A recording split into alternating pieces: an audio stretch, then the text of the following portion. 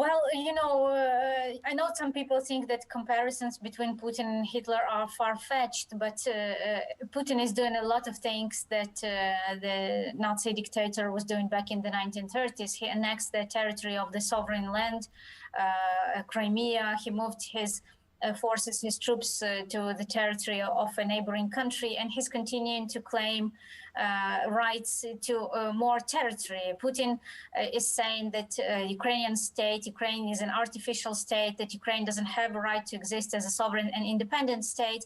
He's very racist and xenophobic in his remarks about Ukrainians.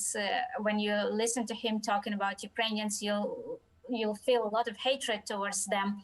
And I think it's a very dangerous road, he's taken, because when you claim basically dehumanize and make racist and xenophobic claims against a particular ethnic group, it can lead to very, very bad things.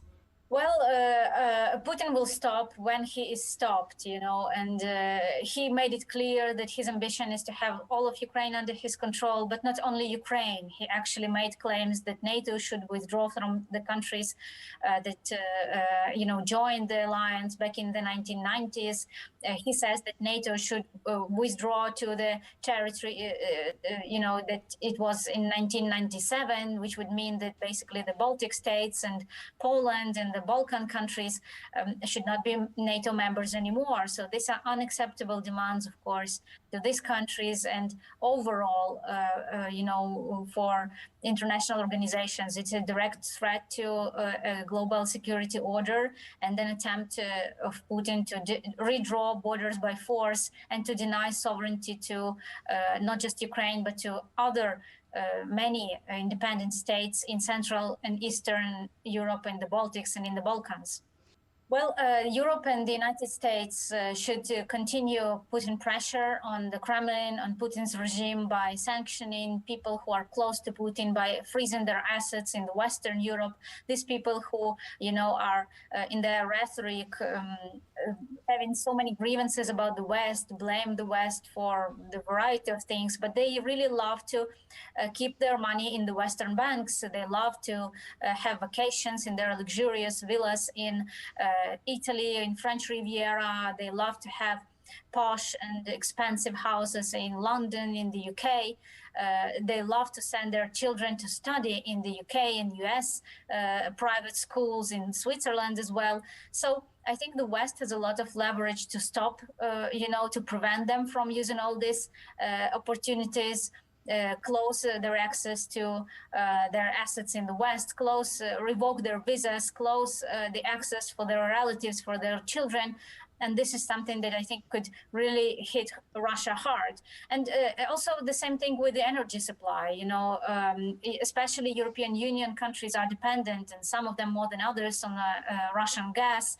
And, finding ways to decrease that dependency, finding alternative sources of energy, could really do a lot because it would deprive the Kremlin and the Russian regime from the revenue money that it basically helps it to finance its military adventures abroad.